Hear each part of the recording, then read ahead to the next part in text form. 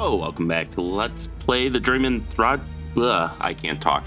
The Journeyman Project 3 Legacy of Time. We are back to right where we left off, more or less. I did quickly run through everything that that we had done in the previous episode. So now let's see if we can read this description without crashing.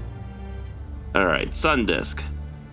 Object analysis item Sun Disk, date found 5th of October 1262 BC, location Mediterranean Sea.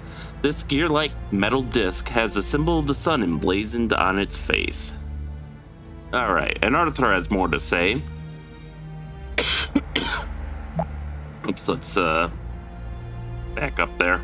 That's not exactly a Casio, but it looks like some form of mechanism that tracks the passage of time. That must be what a moon meant by a clockwork device.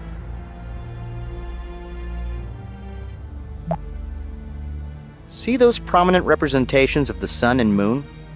This device is measuring the movements of the sun and the moon through the sky.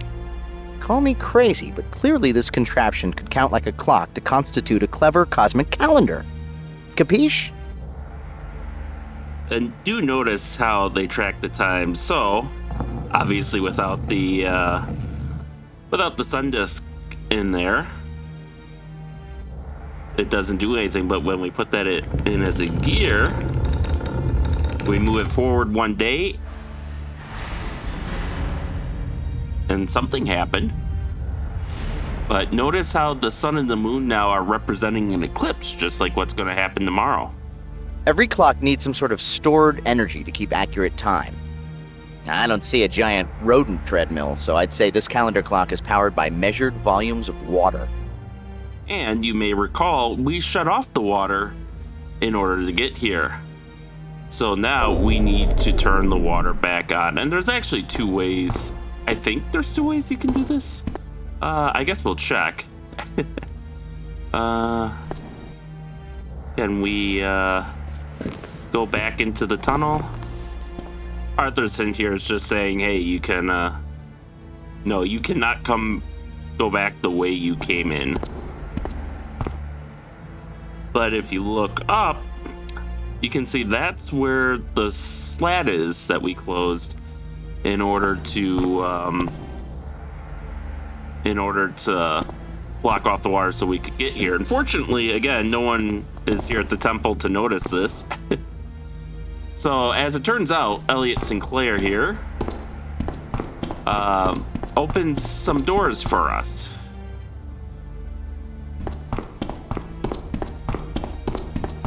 So let's go back up these stairs, and you can see they just magically open. Like, there's no switch or anything, they're just open.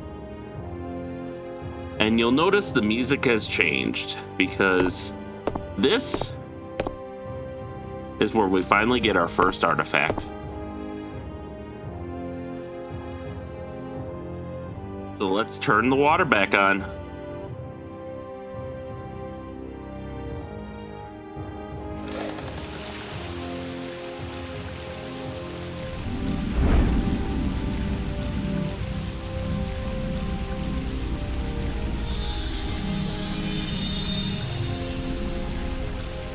Brilliant work!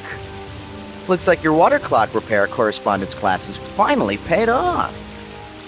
Let's grab that rock and get out of here. Just like the olive oil vendor said, the Galeth is lifted up on a column of water. Well, let's grab it and get back to TSA.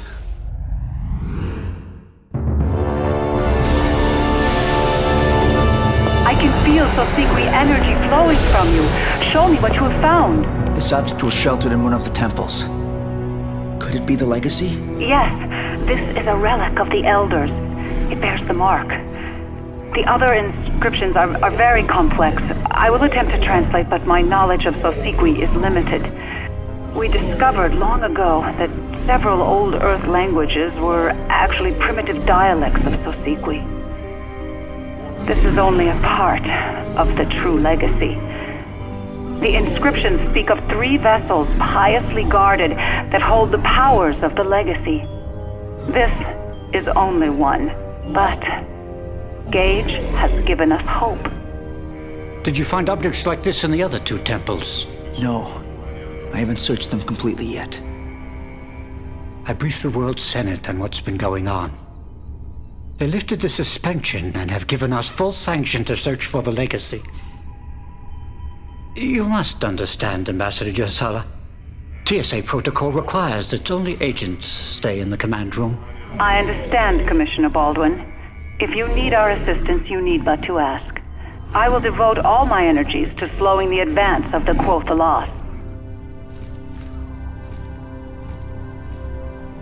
Dalton, I want you to pore over every molecule of this thing and run these inscriptions to our language database. We need information. I'm gonna need someone knowledgeable to help me analyze this. Not to question your judgment, sir, but you just kicked that someone out. I need to know who I can count on in a crisis. The only people I can fully trust are my agents. Bring Michelle back. She's an expert linguist and historian.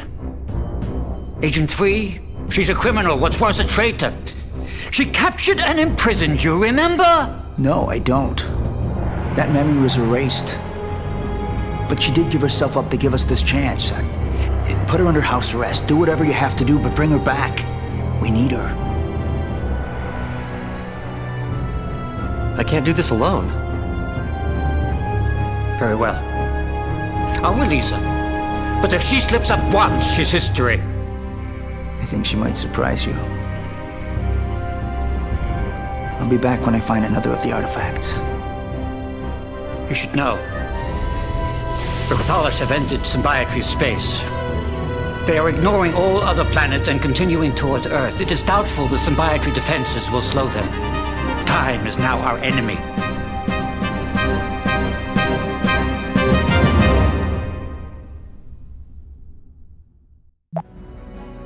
All right, I have a fair bit to say, but we're going to let Arthur speak first.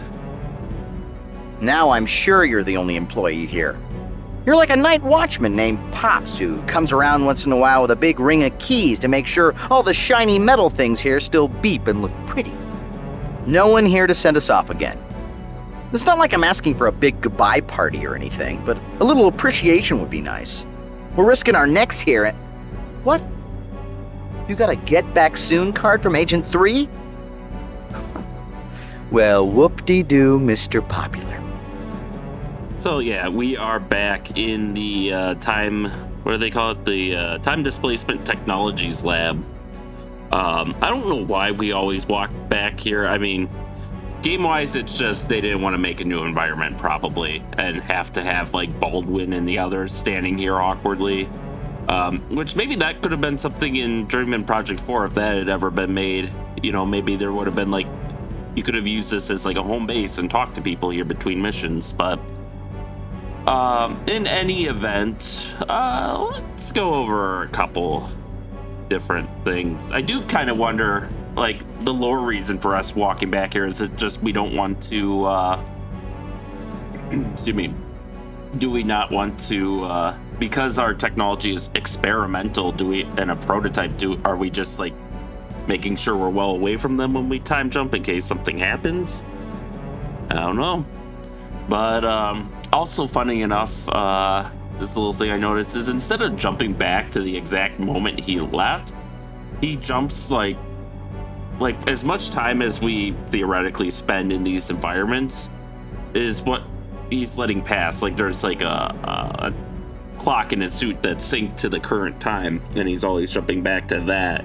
Even though like this is a crisis, and you'd think you could, you know, get ahead of this thing by using time travel technology to our advantage here, but then you wouldn't have tension, so I get why that's happening too.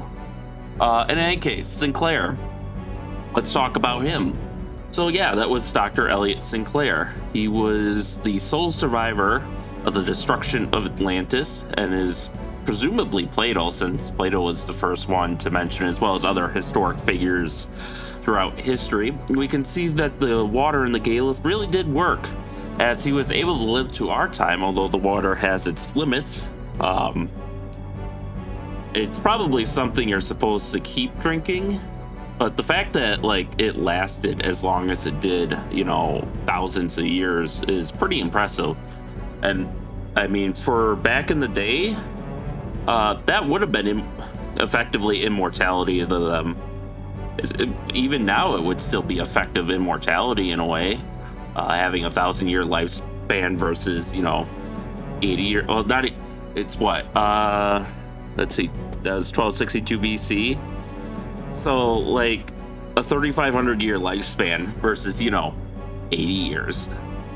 So, and if that's what like one dose or like a couple of years of drinking it can do, maybe a decade or two with his age, but imagine if you could harness that power like consistently. It might actually just straight up grant immortality if you can keep access to it. But I also want to talk about the music. The music when you come up from the bottom of the temple music has changed. It's really triumphant. You're about to find something. The audio and sound design and the music has always been, in my opinion, one of the Journeyman project's biggest strengths, and I absolutely love it. In any event here, let's see. The one last thing I noticed is, so in order to record this, and part of the reason why it's a pain and why my episodes are coming out more like every other week instead of every week is, I think I explained this already, but I'm running this on my laptop. That's for a reason it works fine on my laptop and the video doesn't get desynced from the audio. And then recording the voice on my desktop computer, and then I port the file over, sync the two files. But in order to like not have the game audio come out on the the recording for my voice, I'm actually wearing like a Bluetooth headset right now, so that way there's no feedback or anything. And because of that, I actually heard something very subtle. I don't know if it will make it into the YouTube recording because it was very quiet. I could barely pick it out wearing this headset, but I'm pretty sure in the background of that cutscene was the alarm from NORAD 6, along with some other classic sounds from the Journeyman Project Turbo or Pegasus Prime. So I might be tempted to go onto the forums and ask about it, because Tommy Yoon is still kind of active there, along with Gino Andrews pops in occasionally too. I'm kind of curious if they did just straight up reuse that, but softly, so they had the klaxon in there. But the klaxon for sure sounds like something reused from NORAD 6. In any event, we now have the first artifact. My last question is, notice how the artifact does go in our inventory, but it's immediately out of our inventory when we come back. So I'm kind of curious if there's any like debug text or like joke text for an item description, since you'll never reasonably see it in game. But kind of tempted to ask about that too. But in any event, we've completed our mission in 1262 BC. However, do I want to do it now? There is one more item we have to collect there, and there's a couple of like Easter eggs and stuff. But well, actually, there's a lot of Easter eggs, but I'm not doing any Easter egg hunting in this video. I think Rylan has most of them documented, so if you want to see him, go watch his Let's Play. I think for now we're just gonna go straight to El-Dorado, so Andes Mountain, 5/24/80, January 28th.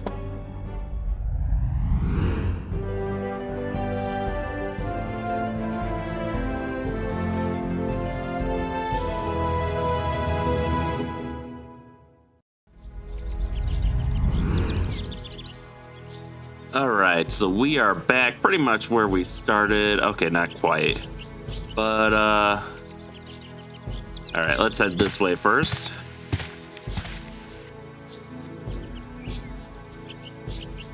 And... oh. There we go. What's that near the well, Gage? Is that a South American mountain sloth? Be careful, they're rapid nappers. So we have our first disguise, and we'll come back to this kid later. But we have now the farm boy, and we have stolen his guise and his soul.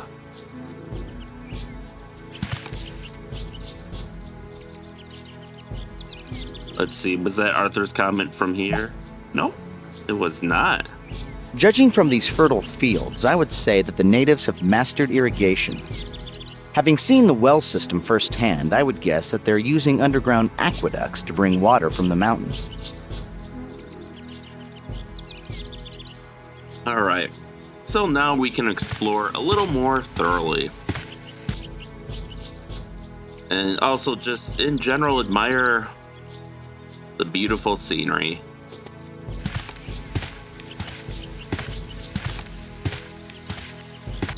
Here's the plateau we visited at earlier. If you look closely at the well, you can see the wheel is back on it that we took off. And there's the basket we're going to take in the past/future to get up on that balloon. And we can even go in the farmhouse. I think if I had a nose, I'd be holding it right now. We're in a stable of some sort. Some advice? Step gingerly while we're in here. Since it's not collapsed. And you can see there's like beds for animals. I thought there actually was an animal in here. That actually raises the question, where are they? I think they have... I would expect, what, llamas, maybe? I don't know if they would have had cows at this point. We can't open that basket, unfortunately. Okay, Arthur's got nothing to say, but we can admire the view here. And Arthur does have something to say here. Gage, I don't see this town on our map. Why don't you ask the nice man sharpening the large scythe for directions? Excuse me. So, yeah, beautiful scenery. As a kid, I always wanted to explore more than they let us see. And look it's a man with a knife. We'll steal his guys too. And we'll see if he has anything to say. Acheo, there you are. Son, I can tell by your drooping eyes that you were sleeping. Were you out late last night visiting the shaman again? Remember, you have many chores today. Harvesting the crops that Doawalpa provides our people is hard work. I cannot do it alone. One more sharpening of the knife to accentuate his point. Father, what does the shaman do? Lately, I would imagine that you know him better than I. Anyhow, the shaman is the one who speaks to the spirits. Son, I know you have been going to see him. It is good that you are interested in the stories of our people. But I cannot reap Doawalpa's bounty alone. I need your help. Don't worry. I'm not forbidding you from seeing the shaman. Just tend to your chores. He seems like a good father, firm but fair, and is also in a way encouraging his son's interests. What is a Toahualpa? Doawalpa is the greatest of the four elemental spirits. She is the earth, the strength of stone, and the wealth of soil. It is she who causes the ground to be fertile and the crops to grow. Next time you see the shaman, ask him to teach you more of the spirits. Goodbye, Father. Acheo, I'll see you at dinner. And don't take any more naps. You've daydreamed enough for today. All right.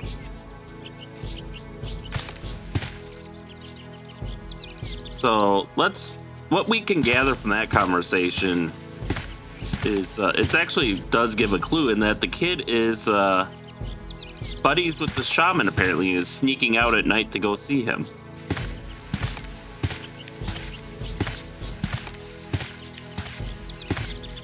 Alright, so now let us become the farmer. And let's scold our son a bit. Since he's just sleeping again. There's a sleeping boy over by the well. Go wake him up. Okay, thanks, Arthur. Good morning, Father. I was taking a short nap, but I'll be up and at those chores very, very soon. Why haven't you done your chores yet, young man? I couldn't sleep last night. I promise I'll do my chores, Father. Goodbye. Bye, Father. I'll have those chores done before dinner. Now I'm going to do a magic trick. See how he's standing?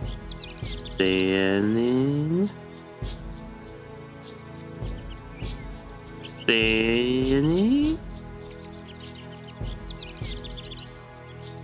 Okay, how far do you actually have to... Oh, now he's gone. Not a very active child. Better check his pulse. And while you're at it, check his clothes for loose change. He's dead, Jim. Watch this, Gage. I taught him a new trick. Ready, boy? Play dead. Good boy. Now roll over.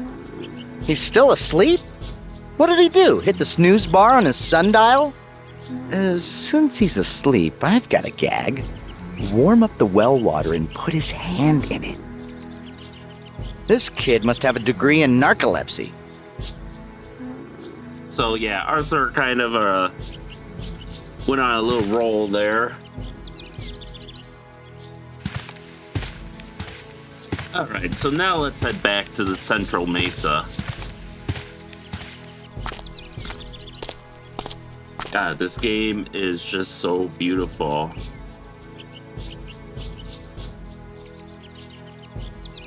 Anyways, so the kid, as you may have guessed, is like the main character for this zone.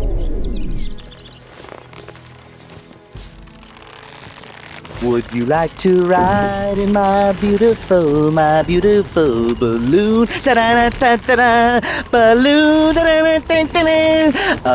Up and away in my beautiful... You're not singing, Gage.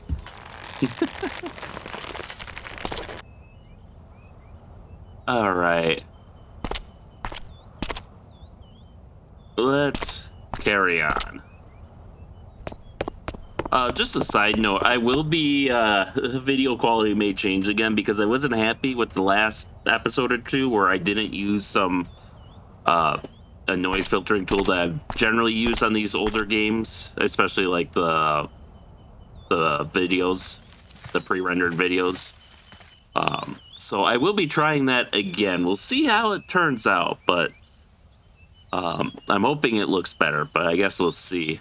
And you may have missed this path. This is an easy to miss path, but there's actually a little pool back here. Looks kind of like it's in the shape of an arrow, and there's a pedestal here. The face on the pedestal with a toothy grin is a coatl. In mythology, it's a feathered serpent, similar to a dragon. See the that indentation has some significance, but I don't think it means they're out of soap. This pedestal is arrow-shaped.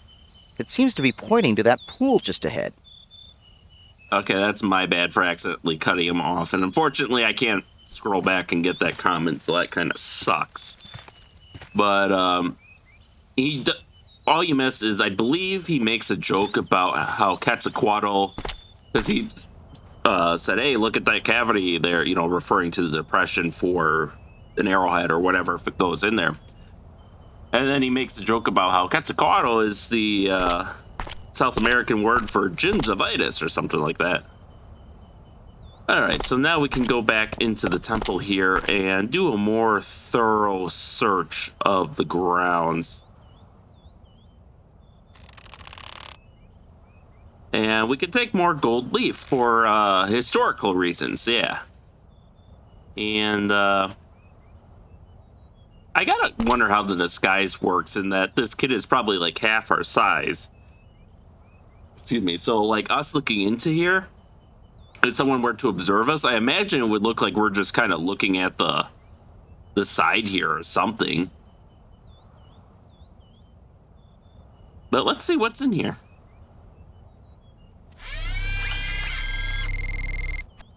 It's the Quetzalcoatl again. Interesting. Alright. Thank you, Telezoom.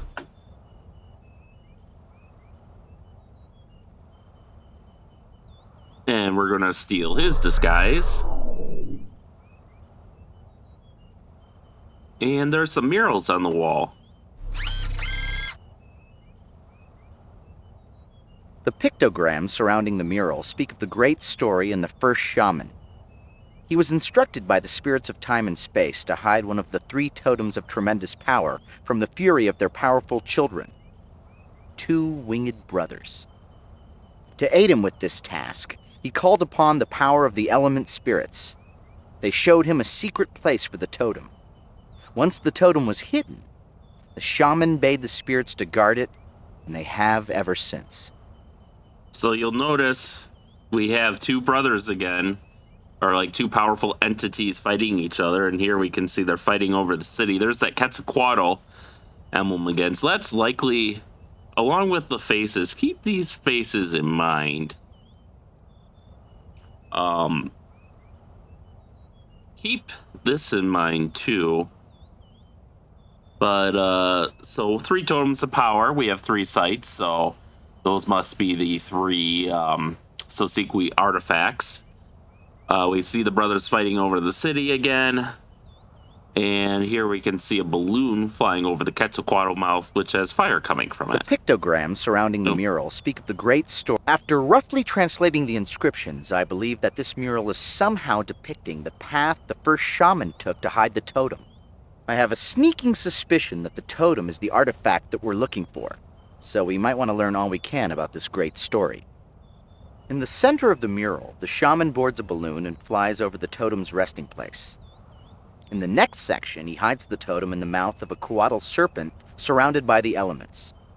It sounds like we need to retrace the first shaman's path to find the totem's location. I would say the first step would be to hitch a ride on one of those high-flying balloons. And keep these eyes in mind too, because they're going to look familiar in a little while. The pictograms on this mural speak of the conclusion of the great story. Many generations after the first shaman secured the totem in a secret place, the spirits of time and space would beseech a young warrior to save the totem from the brothers, return to claim the totem. However, the warrior would have to overcome the element guardians protecting the totem. The rest of the mural is unfinished, Gage. I assume that's what the scribe is working on now. It appears that the young warrior followed the first shaman's trail to find the totem. Like the shaman, the young warrior flew into the air with a balloon. There's something else I just noticed. The hiding place of the totem is submerged in water, whereas in the other mural, the hiding place is surrounded by fire. Now the fire thing makes sense, but it's kind of got that same water design there. So that's something that you could have very easily missed. All right, let's go talk to the scribe now. Who's there? Ah, a Chael. Well, I suppose I can take a few minutes of rest. What can I do for you, boy? What are you working on? Normally, I would be working on my pampas on a beautiful day like this. But today, I have the honor of finishing a story that has not had an ending for many generations. Tell me the story. It is the oldest story known to us. It is a long tale, Chael, and unfortunately, I do not have long to tell it. You see the shaman often. Ask him about the great story when you see him next. Why has the story never been finished? All of the past shamans of our people have seen visions of the story, but the spirits have never revealed the ending. It has been unfinished for generations. But soon, we will know. And this bit I find a little interesting because I can almost guarantee that their word for pompous is going to be different than our word for pompous. So like this whole joke only works using their pompous and our pompous in like the same line. Pompous? What do you mean? I think you're quite modest. No. The pampas. The vast plains far below the plateaus of our city. All the stories told to me are recorded onto the pampas. Imagine the sprawling flatlands below us as a great canvas where I draw the histories of the world. How do you draw the histories? With the help of the aviators and their balloons, I trace symbols and shapes across the face of Tolhopa, the earth. Each form and pattern, every line, all have meaning, revealing the secrets of history for those that stop to listen. Who tells you the stories? The shaman. He dreams his visions in the ritual of seeing, and then he confides to me what he has seen, so it can be chronicled for all of our people. You know Ualqua, our shaman. Ask him about such things when you see him again. Goodbye. Thank you for the visit, Acheo.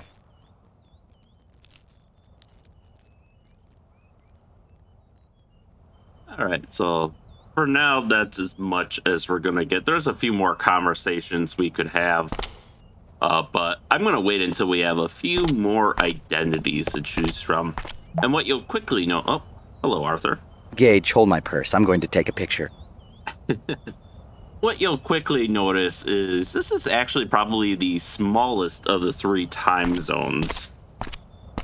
And the shortest, too, in terms of what it takes to solve, because we only need... Like, obviously, we need an item from a different time zone, because they have all the time zones interconnected like that. But once you have that item, you can do this in one run.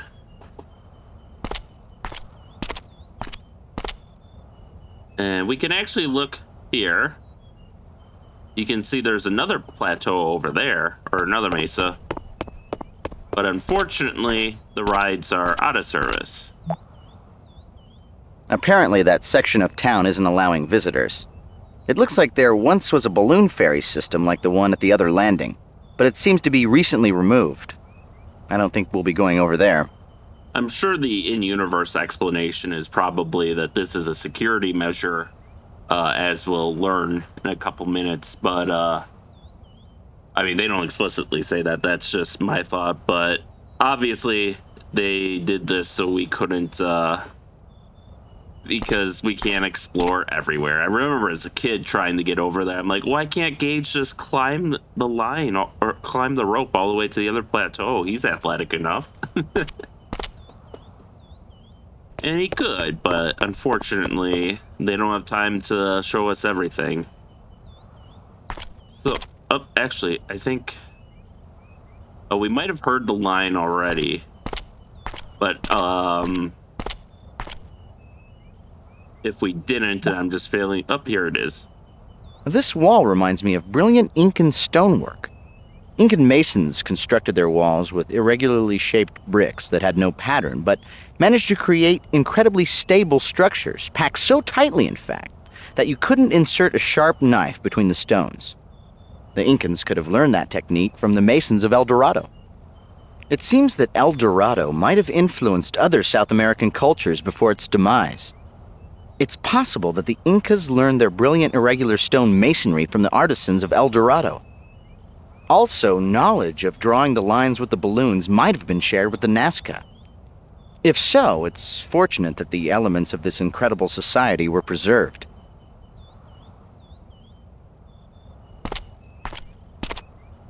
Alright, now let's continue onwards. So let's see where this trail leads. Note the path to the right there. Stop where you are! Sorry, Acheo. You cannot visit the shaman today. You should return to your farm. Soon it will be dangerous for you to be here on the Central Mesa. But sir, why can't I see the shaman? The shaman is inside the aviary, completing long rituals. He is not to be disturbed. Dangerous? How come? There is nothing to worry about, Acheo. As long as you go back home, you will be safe. Enemies are approaching that mean to hurt our people. But the warriors of the wind and flame are ready and will defend our city bravely. What is a warrior of wind and flame? A cloud walker, an aviator. Only the strongest of our people can join the warriors of the wind and flame. We call upon the fear of Kulakwa, the fire spirit, and the breath of the air spirit, Kohabota, for the burning air that lifts our balloons into the sky. Is that your balloon floating at the edge of the cliff? Yes, it is a cloud piercer. My war balloon. When the time comes, I will use it to join my brothers in the air and fight for our city. Arthur has some comments. First, the clouds are getting pierced, then tattooed, then joining grunge bands, and in the end, it all leads to smoking. Oh no, not smoking. All this guard cares about is his duty and his balloon. A cloud piercer. Why, the very name suggests a dastardly possibility. Maybe we can put the guard to sleep. Gage, go talk to him about your love life. Well, goodbye, sir. Farewell, Acheo. Remember what I told you.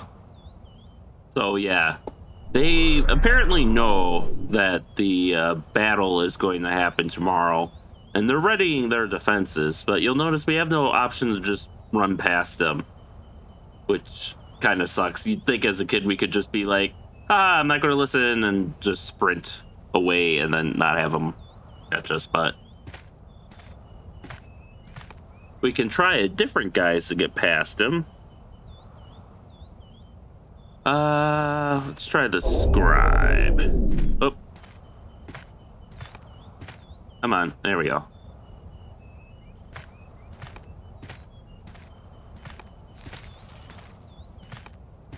Stop where you are! Shable, the shaman has not sent for you yet. You should not have left the temple. You have much work to finish.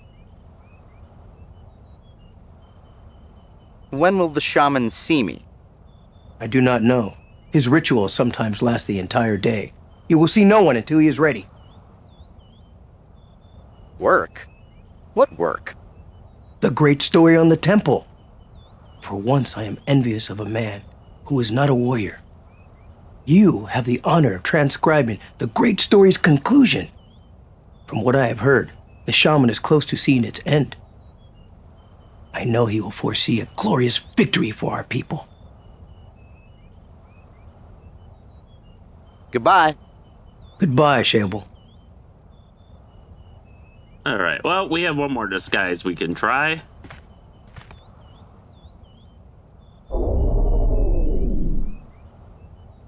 And here we go. Stop where you are!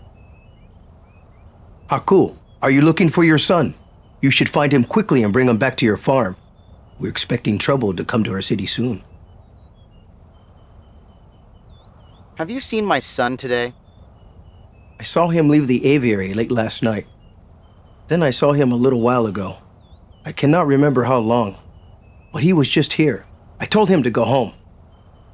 Now, if you actually, if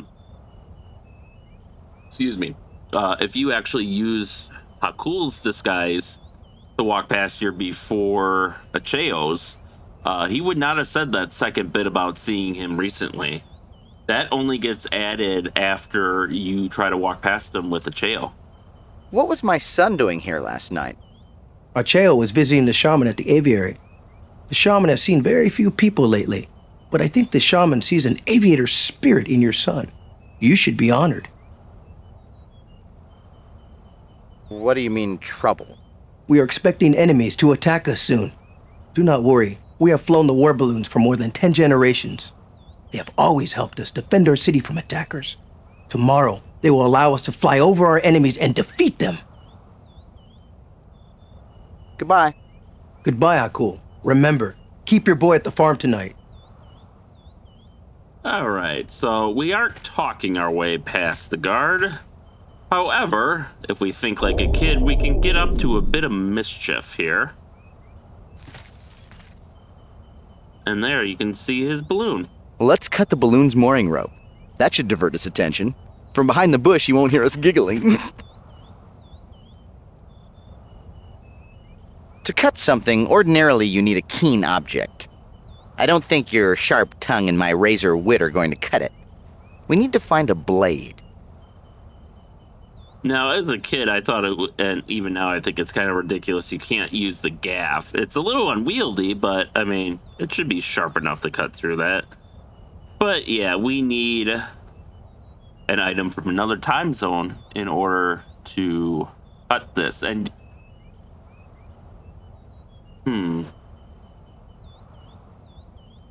I wonder. I've never tried before. And I don't think it'll work, but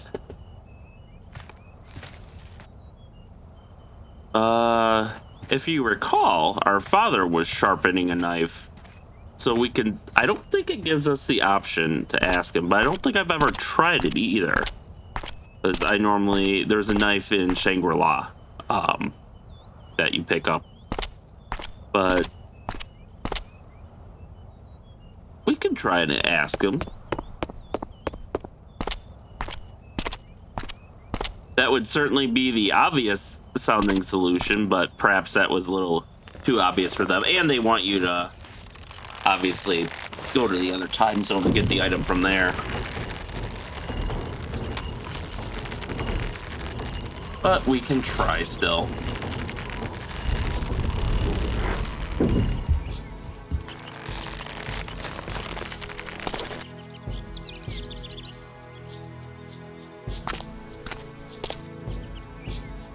All right.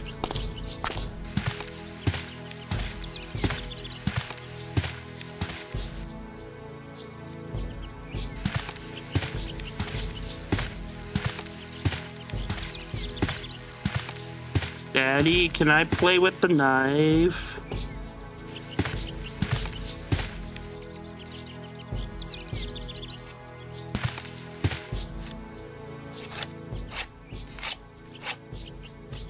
What is it, son? Yeah, you don't get an option to ask for his knife. Unfortunate. Goodbye, Father. Acheo, I'll see you at dinner. And don't take any more naps. You've daydreamed enough for today.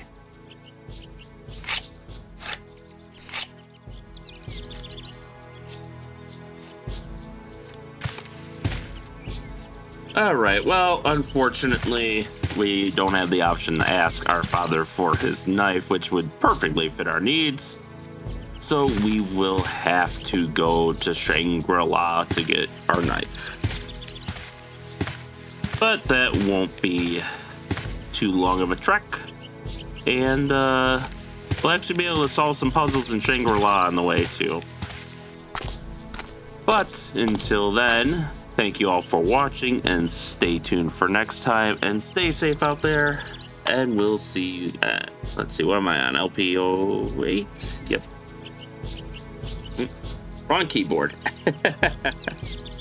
Alright. Alright, see you later.